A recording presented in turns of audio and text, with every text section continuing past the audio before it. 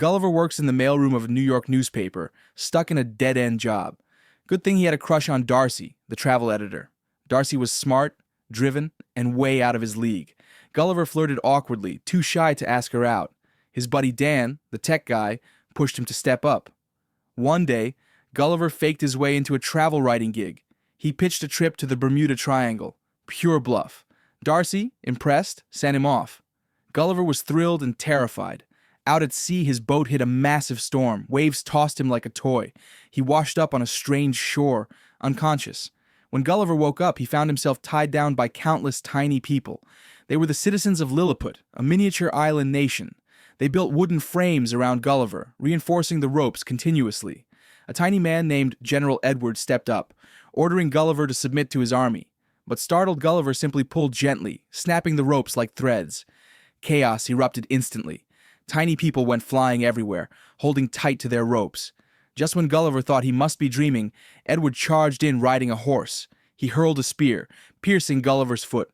Gulliver cried out in pain, lifting his foot instinctively.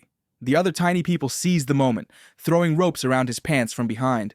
With Edward's command, they all pulled hard together, dragging Gulliver back to the ground. Between panic and the sudden fall, Gulliver passed out again. When he woke up next, he was already loaded onto a cart, headed for the palace. Residents crowded around to stare in awe. Soon the procession reached the royal palace. On Edward's order, soldiers turned the winches, slowly lifting Gulliver upright. Edward intended to offer Gulliver as a gift to King Theodore, but the king was unimpressed, so Gulliver ended up locked in a seaside prison instead. In this prison, Gulliver met a young man named Horatio. Horatio had feelings for Princess Mary, making him a rival to General Edward, which was why he was imprisoned there too. The next day, Edward put shackles on Gulliver and forced him to plow the fields, but suddenly the rival nation of Blefuscu launched a surprise attack. They set fires all over the palace and even kidnapped Princess Mary. Edward quickly rushed back with Gulliver. While Edward was distracted, Horatio secretly unlocked Gulliver's control device. Just as the enemy was about to succeed, Gulliver arrived at the princess's tower. He grabbed the two enemy leaders and tossed them straight into the lake. Right after saving Princess Mary, bad news came from King Theodore's palace. The fire had spread out of control, and the soldiers couldn't stop it. Gulliver raced over to help. He reached out to rescue King Theodore, but burned his fingers on the hot window. With the king about to be consumed, Gulliver did the unthinkable. He pulled down his pants and unleashed a massive stream of water. The giant water spray instantly put out the flames. King Theodore survived the disaster. How dare you relieve yourself on our great and glorious instead of being angry? He thanked Gulliver for saving everyone. That night, Gulliver was invited to a royal banquet. He took the opportunity to ask the king to pardon Horatio. Then, he launched into full brag mode. He claimed to be the president of Manhattan and described himself as a living legend back home. King Theodore was instantly impressed. From that moment on, Gulliver settled into life in Lilliput. One morning, it took 3 men a few hours just to brew him 1 cup of hot coffee. All the construction workers in Lilliput worked together to build Gulliver a luxurious beachfront mansion. Life in Lilliput got better and better for Gulliver until one night, General Edward brought shocking news. Gulliver's lost boat had been found. Soldiers were already cleaning up the wreckage. One soldier accidentally pulled the tab on a giant soda can and got launched through the air. On the other side of the beach, another group of soldiers was poking around a massive cell phone. The storm-damaged boat had finally been recovered. Gulliver was overjoyed, but the happiest person wasn't Gulliver. It was Edward, because this meant Gulliver might finally leave, and Edward could once again become the king's favorite. Edward promised right then and there that he could fix the boat within a week. After hearing that, Gulliver fell completely silent. Back home, he would go back to being a failed mailroom guy. Here in Lilliput, he had food, comfort, and respect, so he made a decision. He wouldn't go back. King Theodore fully supported this choice. To show his appreciation, he promoted Gulliver to general and demoted Edward to vice-general. That completely pushed Edward over the edge. Angry and jealous, he secretly made a deal with the enemy, Blefuscu. He disabled the kingdom's defense system. Soldiers quickly sounded the alarm. Gulliver heard the noise and ran to the shore. He saw countless enemy warships covering the sea. He took off his shirt and walked straight toward the enemy fleet. Gulliver told the commander on the lead ship that he didn't want to hurt anyone. Maybe they could just fake a battle and call it a day. But the enemy commander wasn't buying it. They surrounded him and fired dozens of cannons at once. The cannonballs tore into him, ripping holes everywhere. But the very next second, all the cannonballs bounced right back, crashing into the enemy fleet and sending them into total panic. Then Gulliver grabbed all the ship anchors and dragged the entire fleet back to Lilliput. After the battle, Gulliver officially became a national hero. People played tabletop soccer with him, and they even started constructing buildings that matched his taste. But on the other side of town, Edward was abandoned by everyone. Princess Mary had fallen in love with Horatio and finally saw Edward's true colors. Furious, Edward fled to Blefuscu and revealed a carefully designed battle blueprint. One day, Gulliver was giving a street concert as usual.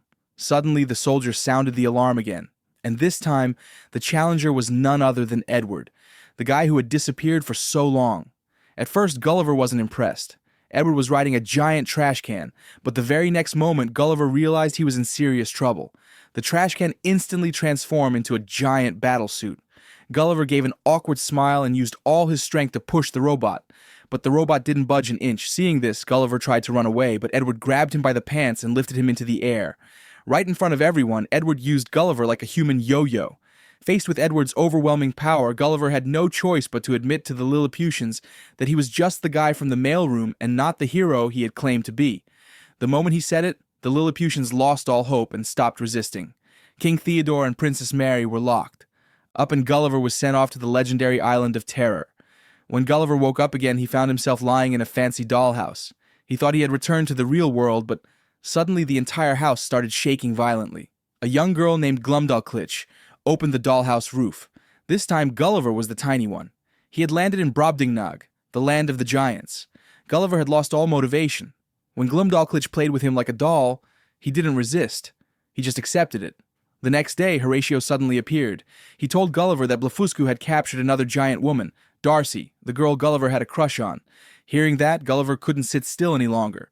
They used a parachute made from the remains of a U.S. Air Force pilot Gulliver had found in the dollhouse and secretly escaped the land of the giants. They snuck into Blefuscu's dungeon and rescued Darcy from her cell. With encouragement from the imprisoned King Theodore and the Queen, Gulliver finally found the courage to confess his true feelings to Darcy. The next day, Gulliver challenged Edward to another duel, this time with the fate of Lilliput on the line. But sadly, the power gap remained huge. Edward had upgraded his robot. He grabbed Gulliver's fist and released a high-voltage shock. Just when things looked hopeless, Horatio rode in on his horse. He tossed a rope onto the robot and climbed into the control chamber. He managed to disable the robot's electric weapon, giving Gulliver a chance. Gulliver launched a finishing move, slammed the robot to the ground, and ripped out the power cables. In the next second, the robot collapsed and turned back into a trash can. After this battle, Horatio was celebrated as a hero for his role in the victory and finally received King Theodore's permission to court Princess Mary. In a fit of rage, Edward threatened to harm Princess Mary, but she showed her strength by punching him right in the face. At first, King Theodore sentenced all Blefuscudians to the gallows and prepared for war, but Gulliver stepped in just in time. He helped make peace between the rival island nations by reciting Edwin Starr's anti-war song, War, reminding everyone how pointless their fighting was. With peace restored and his redemption complete, Gulliver reunited with Darcy. Together, they repaired his boat and sailed back home through the Bermuda Triangle, finally returning to New York City. Back in the real world, Gulliver became a true travel writer and started a romantic relationship with Darcy. Thank you for watching.